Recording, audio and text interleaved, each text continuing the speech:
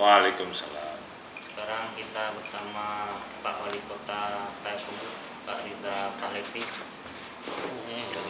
Pak, ini masa jabatan Pak kan udah mau habis, Pak. Iya. Pengen tahu kita capaian Bapak selama 2 periode itu. Mungkin bisa ceritakan dulu periode yang pertama, Pak. Apa saja yang sudah Bapak berikan ke masyarakat Payakumbuh? Ya, sebenarnya kalau ditanya capaian ya, masyarakat sendiri kan sudah tahu lah, bisa dilihat sendiri gitu ya. Cuman dalam konteks capaian secara keseluruhan, tentu datanya sangat detail, itu nggak punya saya.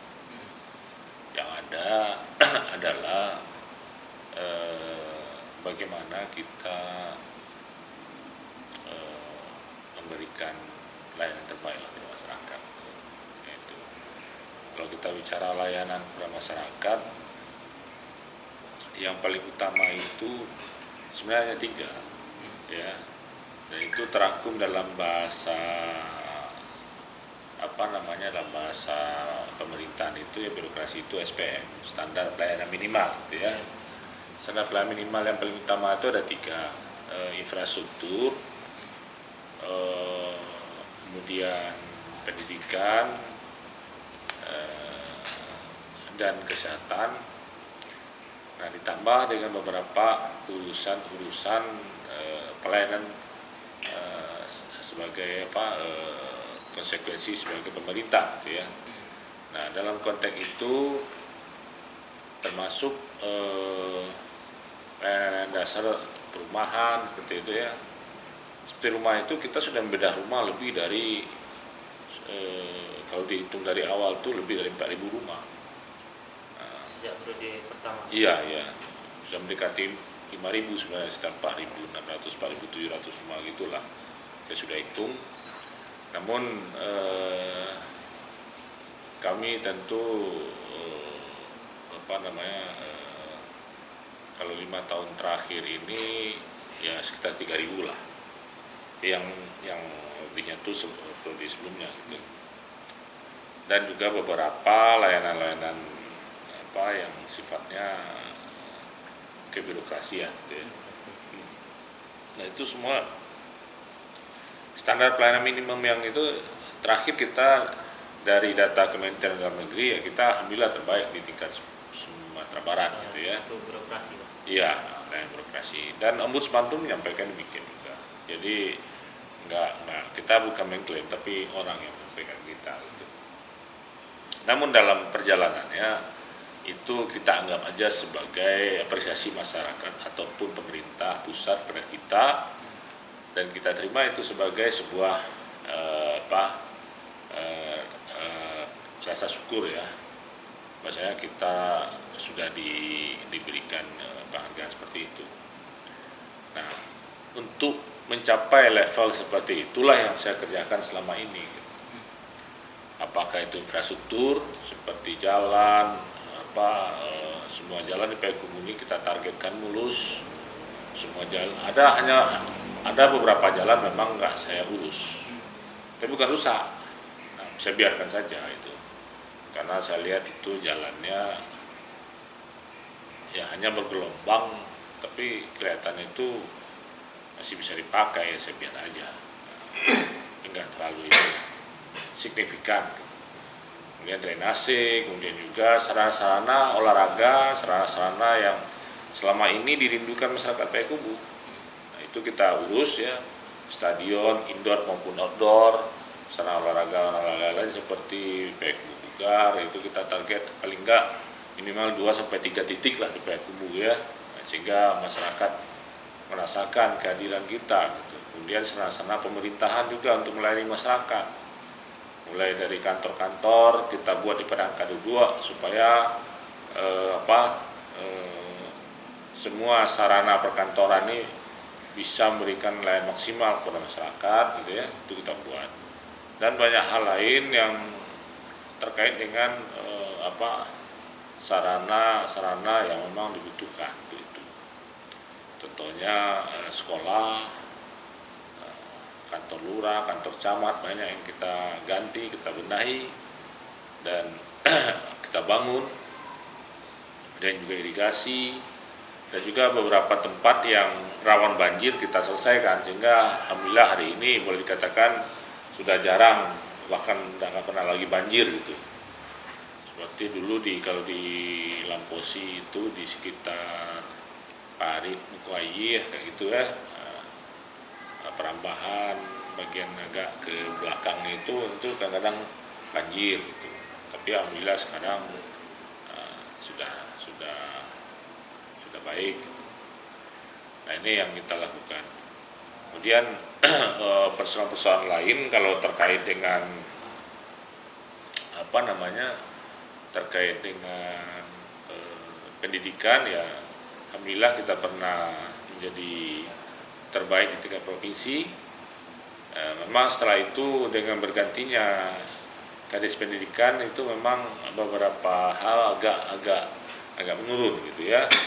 Tapi beberapa hal lain kita pertahankan. Nah, itu memang sangat tergantung kepada kemampuan Kadis mengelola pendidikan itu sendiri gitu. Tapi saya support. Kita membangun sekolah, membangun ini itu segala macam kita berikan. Bahkan banyak kita bangun yang baru gitu. Kemudian kesehatan juga begitu. Setidaknya BPJS ini kita target lah. Kemarin kita udah mendekati 97%, tinggal 3%. Kalau bisa 100% orang Payakumbuh punya layanan BPJS. Supaya apa? Supaya mereka kalau sakit dan apapun ya punya kartunya itu tetap terurus dengan baik gitu. Nah itulah barangkali yang sudah kita lakukan. Nah, terkait layanan birokrasi ya kita permudah itu semua. Semua kantor kita rapikan, mekanisme pelayanan sudah berbasis IT semua, dan yang paling utama tentu mereka nyaman datang untuk dilayani. Tidak ada lagi pungut sana pungut sini, apalagi bahasanya itu bawa meja segala macam itu saya bersihkan semua, nggak ada itu. Makanya perizinan satu pintu itu di kantor balai kota, alhamdulillah kita menjadi terbaik nasional dan mendapat penghargaan dari Pak Presiden, Pak Jokowi, dan kemudian juga ya alhamdulillah diapresiasi oleh banyak pihak. Nah, itulah barangkali capaian-capaian yang kita lakukan. Namun beberapa juga masih perlu untuk dilanjutkan, seperti rencana Batang Agam itu terakhir perlu kita selesaikan juga untuk ke arah Balai Panjang ya. Nah itu sebenarnya tanahnya sebagian besar dari bebaskan, sebagian kecil.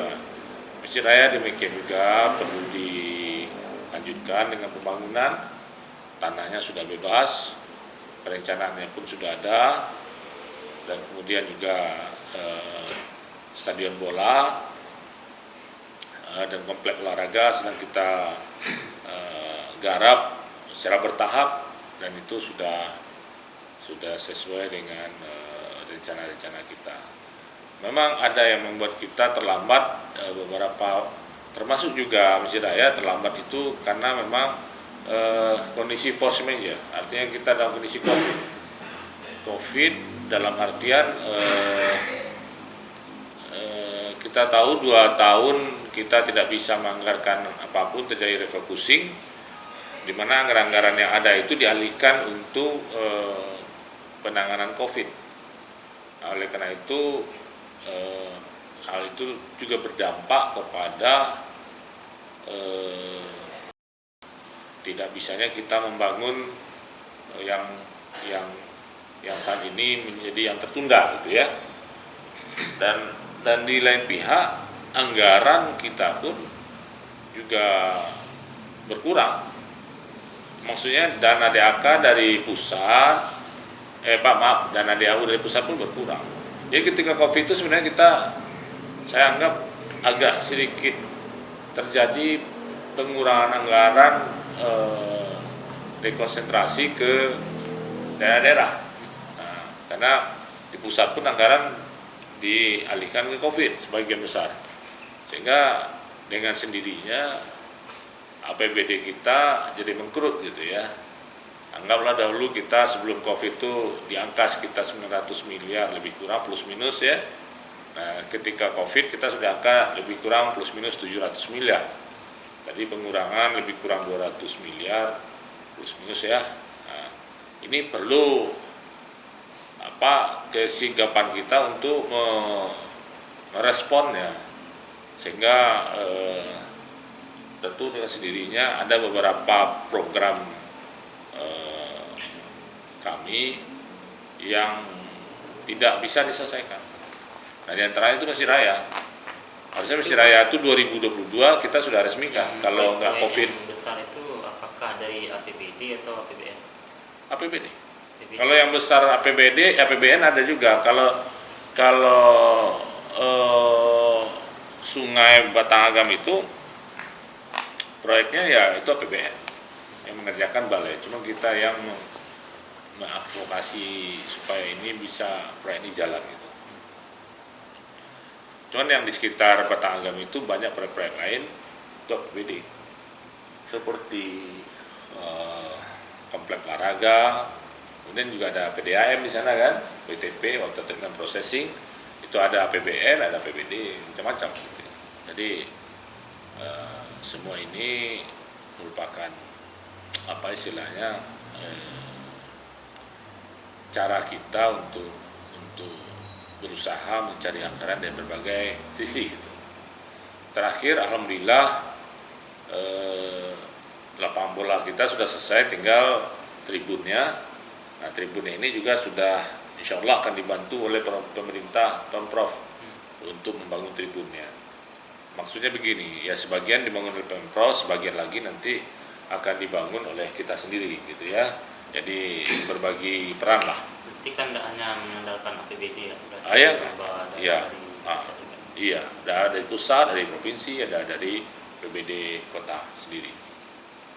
Mungkin bisa ini Pak, konsep Bapak membangun itu bagaimana, bisa Bapak ceritakan leadership-nya Bapak dalam memimpin? Iya, kalau dari sisi birokrasi kita berusaha untuk ini aja, untuk tegak di tengah. Terus kita memang harus beri contoh, dan kita kalau bisa urusan itu ya kita urus dengan serius, kesungguhan lah inti. Kalau nggak ada kesungguhan ya percuma. Nah, kalau kita udah bicara kesungguhan itu sebenarnya itu pengabdian. Artinya Anda banyak masih hari ini sampai ini saya cara berpikir orang itu sudah tinggalkan lah itu ya. Tapi memang ada juga yang masih begitu kerjanya. Misalnya berbicara proyek, itu sekian persen buat ini gitu ya. Saya nggak main proyek, saya malas main proyek itu. Karena semua orang dengan komputer sekarang itu di tender ya. Dan itu buat apa? Makanya kalau kita ingin maju ya berpikirlah bagaimana membangun kemajuan yang sungguh-sungguh, bukan bagaimana sekedar membalikkan uang pilkada plus sedikit keuntungan gitu. Itu kalau gitu saya nggak terlalu setuju saya itu. Tapi ya terserah. Makanya saya ketika pilkada saya declare juga kepada pendukung saya, duit saya nggak banyak-banyak, hanya segini. Kalau segini saya bisa tidak aneh-aneh. Kalau saya pinjam duit sama orang nanti kembaliin lagi segala macam, pasti saya aneh-aneh kan. Saya nggak mau kayak gitu. Ya alhamdulillah masyarakat Payakumbuh tahu itu dan memberikan amanah pada kita untuk membangun Payakumbuh. Kalau apa yang bisa saya bangun dan saya bisa hebat begini begitu kata orang, biarlah orang bicara. Ataupun saya jelek begini begitu kata orang, biarlah masyarakat bicara. Biar mereka nilai gitu ya. Saya nggak mau juga mengatakan saya jelek, saya bagus, malah saya. Tapi prinsip dasar kesungguhan dulu. Kesungguhan itu. Bukti kesungguhan itu komitmen dengan waktu kita yang tersedia ini, memang sibuk kita dengan mengurusi Payakumbuh gitu. Tapi kalau begitu kita merasa bekerja bisa dengan santai-santai aja, kemudian nyaman-nyaman saja gitu ya, dan nggak ada perubahan yang kita perbuat di Payakumbuh ini, ya saya rasa itu nggak pas lah. Makanya dalam konteks itu ya pilihlah pemimpin yang sudah selesai dengan dirinya. Arti sudah selesai dengan dirinya itu bukan berarti dia orang kaya. Ya syukur-syukur dia punya duit sehingga dia tidak perlu memikirkan cari duit di sini lagi gitu ya. Tapi sudah selesai dengan dirinya itu adalah orang yang qanaah. Qanaah itu artinya dia udah merasa cukup. Ada orang dia miskin tapi udah merasa cukup gitu. Ada juga tipe orang seperti itu. Dan hidup sederhana udah cukup buat dia gitu. Dan pemimpin seperti itu juga ada, dan banyak juga yang seperti itu. Jadi bukan berarti sudah selesai dengan dirinya itu dia sudah bukan itu, dia sudah kaya, sudah punya duit untuk 7 turunan, enggak itu. Tapi dia bisa menjaga amanah yang dia berikan kepada dia itu, ya kalau dalam bahasa Al-Quran itu hafiz, menjaga gitu. Dan dia tahu cara menjaganya, pintar memakaikannya, hafizun alim, kayak gitu kan, alim, ngerti dia ngurus. Kalau nggak ngerti ya dikibulin lah sama anak buahnya. Saya mohon maaf saja, mungkin ASN ini banyak juga yang baik-baik, tapi ada juga 1-2 ASN ini tukang ngibul juga. Nah kalau pas ya begitu ya habislah dia. Nah jadi apapun lah namanya itu, tetap kita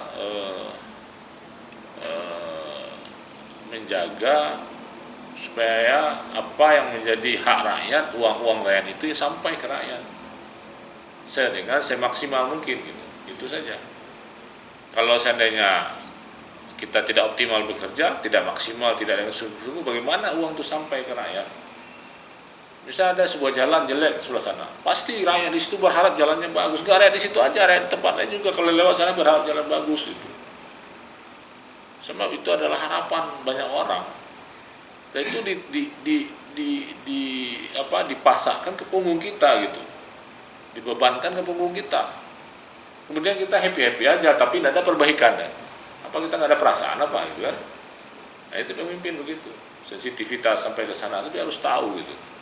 Belum lagi masalah-masalah yang kadang-kadang masalah kemasyarakatan, seperti kadang-kadang kafe buka sampai jam 2 ganggu masyarakat. Nanti kalau masih ganggu masyarakat saja sih tidak apa-apa. Kadang-kadang yang ada itu udah maksiat semua gitu. Jadi kita kadang-kadang susah juga. Tapi itulah pemimpin. Kalau nggak susah bukan pemimpin gitu. Kalau happy aja terus dia enak-enak memimpin, nah itu ngapain Anda pilih pemimpin? Sasih awak tuh cari pemimpin kayak gitu. Harus berani ngambil resiko. Ya iyalah. Kalau pemimpin safety player aja mana-mana itu sekarang safety player. Ya kalau safety player ngapain dipilih dia? Orang kayak itu dia mau main enaknya aja, mati aja gitu. Dan saya kalau itu biar aja. Kalau ada orang ngomong begini, media ngomong ini Ivan pelintiran segala macam, saya biarkan aja. Itu yang menilai kita. Karena itu salah satu risiko kepemimpinan. Dibully orang, dibilang kita bikin yang bagus jelek juga kata orang, itu risikonya. Kalau Anda nggak kuat dengan itu, terus Anda mundur, terus nggak ada berbuat apa-apa. Jadi tenang-tenang saja, terus panggil 1-2 wartawan, baiklah cerita yang cara-cara aja, aku sedikit honor ya nggak bisa. Ini dunianya beda. Kira-kira apa yang belum Bapak capai yang ada di pikiran Bapak sekarang? Iya, selain yang terlambatnya beberapa proyek akibat COVID ya mudah-mudahan itu bisa dilanjutkan oleh yang berikutnya. Sebenarnya saya berharap Payakumbuh itu adalah sebuah kota di mana dia tumbuh di sini seperti sebagai bagaimana kota-kota yang ada di dunia tumbuh dengan kapasitas keunggulan. Nah, saya kemarin tuh dihubungi oleh seorang Pak Haji Rizal, itu dia bersedia mau bikin bandara di sini sebagai salah satu bentuk keinginan dia memajukan Payakumbuh. Itu tentu tidak mungkin saya aja, harus bekerjasama dengan kabupaten karena lahannya nggak cukup ya. Namun di sisi lain ya perlu harap kita sadari bersama, bandara hanyalah sebagai salah satu alat untuk nanti bisa menimbulkan multiplier efek berikutnya yang jauh lebih dahsyat itu, membangun yang lebih baik gitu, sehingga masyarakat Payakumbuh tidak kekurangan kerja. Yang banyak datang ke saya mayoritas hari ini adalah mereka ingin kerja, sekedar kerja aja gitu. Sekedar kerja itu ya mohon maaf lah, dia tidak perlu keterampilan khusus, pokoknya dia bisa kerja udah, dia sekolah, tamat sekolah tak kerja gitu aja. Itu buat saya bukan tidak baik, itu bagian juga dari tugas pemerintah memberikan pekerjaan kepada rakyatnya gitu ya. Tapi di sisi lain alangkah lebih baiknya pekerjaan itu lebih berkualitas, dengan jam yang sama dia bisa mendapatkan pasien jauh lebih besar dibandingkan hari ini gitu. Itu harapan kita.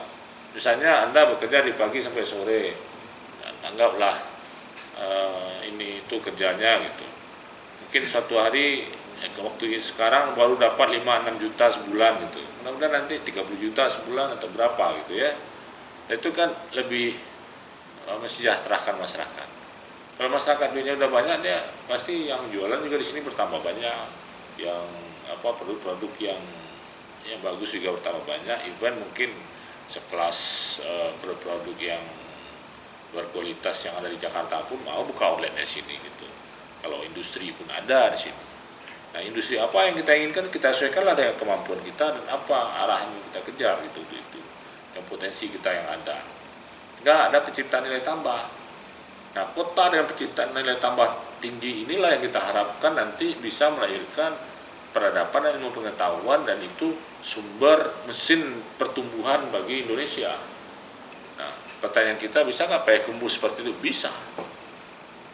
Sederhana saja, saya menghitung misalnya ya, nggak usah yang aneh-aneh dulu kita bikin misalnya pabrik ini, pabrik itu, atau bisnis ini, bisnis itu. Yang di depan mata kita aja rendang aja.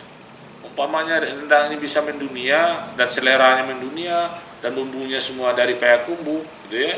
Nggak usah rendangnya Payakumbuh, bumbunya aja cukup dah dari Payakumbuh. Itu sudah bisnis ratusan triliun. Katakanlah 500 triliun dalam rupiah ya. Nah, itu kalau pajaknya itu nanti masuk ke pemerintah, itu 20%-nya untuk daerah. Saya pajaknya saya banyak 10% dari pajak itu kan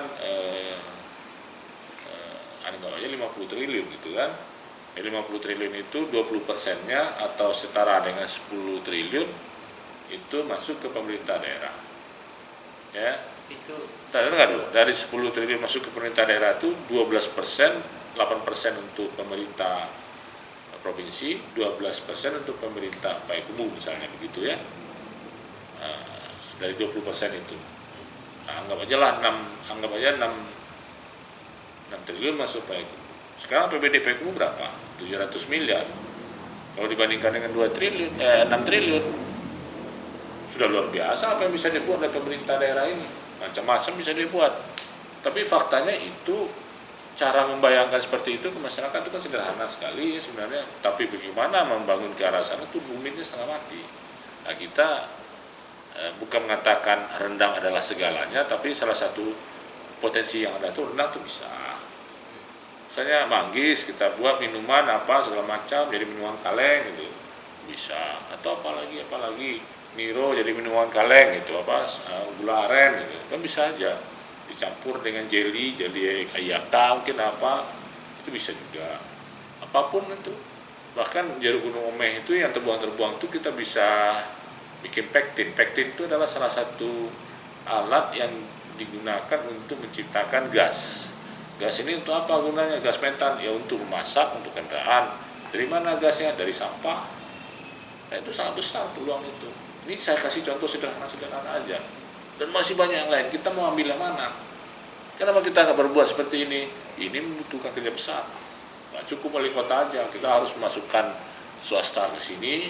Swasta ini kita dorong. Di sisi lain dorongan ini juga harus kita atur sedemikian rupa sehingga bisa memberikan dampak besar kepada masyarakat secara investasi dan secara bisnis itu harus menguntungkan gitu, sehingga bisa memberikan pertumbuhan yang besar pada Payakumbuh. Itu dalam bayang saya. Ketika ini gerbong ini berjalan, maka yang lain-lain itu ikut berjalan, pendidikan berjalan, otomatis universitas jadi kebutuhan, maka universitas tumbuh sini. Even saya bisa katakan, bisa declare, saya bisa berani mengatakan untuk ini saya membangun kerjasama dengan ITB pun bisa saya. Kan duit ada, duit ini money talk gitu ya. Itu bisa bicara kalau saya begini. Kalau kita punya 6 triliun, saya bilang sama ITB kita kerjasama nih, saya siapkan 200 miliar aja deh setahun ya.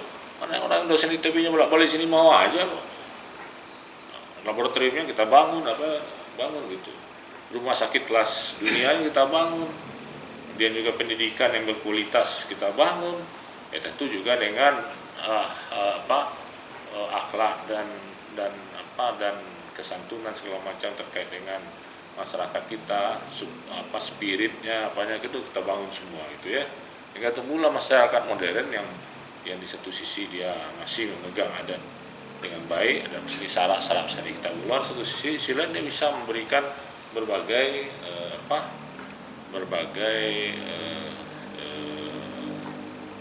hal gitu ya, yang itu tentu akan menciptakan sebuah keunggulan, dan keunggulan inilah yang nanti akan menjadi mesin pendorong berbagai itu tadi layanan di dalam kota ini. Kendalanya apa Pak untuk membangun daya saing produk dari kayak rendang? Oh itu tidak gampang, karena kalau itu tidak pemerintah itu bukan tidak bisa, tapi pemerintah tidak dalam posisi itu. Sistem keuangan di pemerintah itu sangat kalau istilah saya itu sistem keuangan pemerintah itu sangat rigid. Jadi itu akan berdampak banyak jadi pertanyaan bagi hukum kepada pemerintah kalau itu yang dilakukan. Di sisi lain bisnis itu butuh manuver, dan kadang-kadang rugi itu biasa. Kalau uang pemerintah rugi, itu jadi pertanyaan, itu rugi itu dianggap kita lalai itu bisa nanti dihukum, jatuhnya bisa apakah korupsi atau apa gitu kan. Nah, tapi kalau misalnya kalau kita undang swasta bawa modal, itu akan bisa juga, atau koperasi atau hal-hal yang sejenis yang dimana itu adalah sebagian dari swasta. Syukur-syukur swasta itu orang Payakumbuh, baik orang Payakumbuh di sini maupun orang Payakumbuh di Rantau yang mau invest di Payakumbuh gitu. Nah, saya kasih gambaran dulu, saya pernah juga sampaikan di beberapa kesempatan. Contohnya di Munchen itu kan lambang kejayaan mereka itu kan Allianz Stadion gitu ya, stadion BMW itu ya, BMW itu menjadi kalau bertanding itu menjadi tempat home base-nya Bayern Munchen. Ya, Bayern Munchen ini kan salah satu klub yang disegani lah di Eropa. Beberapa kali pernah mendapat juara champion kan, dan berkumpulnya pemain-pemain elit di sana. Saya tidak mengatakan stadion itu hanya lambang-lambang capaian mereka, lambang-lambang pencapaian mereka kalau istilah kita. Hanya salah satu, jadi belum semuanya ya. Kalau satu itu aja dilambangkan terlalu rendah rasanya gitu kan. Nah, di sana adalah kota yang membangun basis pertumbuhannya dengan penciptaan nilai tambah yang sangat tinggi. Di sana ada pabrik BMW, di sana ada VW, kemudian juga ada Bayer, ada itu industri besar semua itu, kelas dunia semua itu. Adidas itu. Anda kemanapun ketemu Adidas, pusatnya sana, marketnya seluruh dunia deh, merajai seluruh dunia. Nah, saya berharap juga Indonesia merajai seluruh dunia, mau rendang mau apa terserah, yang ada saat ini menurut saya lihat kalau jalan-jalan ke luar negeri itu Indomie gitu. Nah, bagaimana kita menciptakan seperti itu sehingga dia jadi mesin pertumbuhan. Ketika mesin pertumbuhan itu datang, Anda bicara apapun bisa bicara, bisa eksekusi. Tapi kalau Anda bicara duit yang ada, ya itu halu kata orangnya berhalusinasi aja gitu kan. Swastanya harus kuat juga. Harus kuat. Ini levelnya internasional. Jadi kalau yang di level nasional pun kita yang begini pun susah. Nah, Cuman saya berharap Payakumbuh lah yang menjadi salah satu motor penggerak. Tapi kadang kalau daerah udah bagus, kalau tidak dukung dengan pusat atau provinsi, kadang nggak bisa juga. Begini, jangan kita berpikir seperti itu. Kalau kita berpikir seperti itu, selamanya kita menunggu, selamanya kita begini. Yang harus kita pikirkan itu adalah, Anda kalau nggak bisa, saya akan maju. Kalau Anda nggak bisa cari contoh yang baik, misalnya, pusat, provinsi, Anda bisa kasih contoh yang baik nggak? Kalau nggak bisa kasih contoh yang baik, ya saya cuma maju. Mohon izin, jangan diganggu saya. Gitu. Dan saya rasa tidak segitu-gitu amat lah, gitu ya. Artinya tetap dengan pusat itu relasi kita bangun yang baik, dengan provinsi relasi kita bangun yang baik. Dalam konteks apa? Dalam konteks kemajuan. Ya kalau dia lalai, mereka lalai, ya biar aja, nggak usah kita marah. Kita aja yang berusaha untuk maju gitu. Tapi kalau dia support kita, terima kasih sekali. Itulah yang kita inginkan sebenarnya. Mereka support kita, provinsi support kita, sehingga kemajuan ini benar-benar terasa, muncul gitu. Nah di kita itu yang berpikir seperti itu yang saya inginkan. Tapi kalau itu yang saya inginkan, nggak cukup 1 periode, 2 periode. Itu butuh 3 sampai saya rasa 5 periode. Baru kelihatan kemajuan tuh. Butuh waktu 25 sampai 30 tahun. Nah itu yang kita harapkan sebenarnya. Saya sudah mengajak investasi, beberapa investor kelas kakap. Ketemu, jujur aja, karena ketemu seorang aja susah. Saya malas ngomongin siapa gitu ya, untuk terkait dengan urusan ini. Di sini-sini juga. Kadang-kadang saya ke kabupaten, saya pikir gampang urusan seperti di Payakumbuh gitu ya. Nggak juga ternyata. Yang sulit urusan. Tapi sekarang pemerintah pusat sudah mulai lebih maju berpikirnya. Kalau pemerintah daerahnya gitu, pemerintah investor boleh izinnya diselesaikan di pusat semua. Nah artinya ya kepala daerah dan aparatnya tentu akan dilewati gitu. Nah, kalau dilewati ya nggak malu gitu kan, karena nggak peduli gitu. Barangkali itu yang bisa saya sampaikan. Kalau kemajuan yang ada, lihat aja lah. Saya juga mau ngomong tuh malu saya. Nanti dibilang, Pak Wali sudah bikin. Mungkin rakyat Payakumbuh udah terima kasih dengan adanya seperti itu. Tapi saya masih merasa masih jauh dari ekspektasi saya pribadi untuk bisa memacu lebih cepat Payakumbuh ini. Tapi kritik yang selama ini menuju ke Bapak gimana? Ya saya biar aja lah, itu kan masukan. Kalau kritik yang baik ya kita terima. Tapi kalau kritik yang sifatnya malah cenderung ke fitnah, cenderung ke bohong gitu ya, dan tidak ada klarifikasi, dasarnya nggak jelas itu, apa ini dengar? Saya juga nggak masalah, saya masyarakat Payakumbuh dibuat fitnah, orang akan tahu sendiri kok itu. Orang udah pintar semua. Jadi kadang-kadang kalau udah seperti itu banyak yang nanti akhirnya tuh orang. Paling gitu jawabnya kan. Dia nulis gitu. Kan ada media tuh yang nulis. Yang baik-baik aja, ya ada kepala daerah dia tulis yang baik-baik aja gitu kan. Angkat terus gitu kan. Padahal kepala daerah ada berbuat. Selama 5 tahun orang banyak harapan masyarakat tidak dipenuhi sama dia. Nah, seperti itu, tapi diangkat terus saja. Kan juga kita ketawa kecil-kecil aja. Nah, kemudian dia dengan seenaknya memfitnah saya begini gitu. Ya biar aja lah. Orang udah tahu juga buat apa dia. Oke Pak, mungkin kita sudah cukup bicara panjang terkait capaian dan konsep Bapak dalam bangun. Terima kasih waktunya Pak. Baik Pak, terima kasih. Assalamualaikum warahmatullahi wabarakatuh. Waalaikumsalam warahmatullahi wabarakatuh.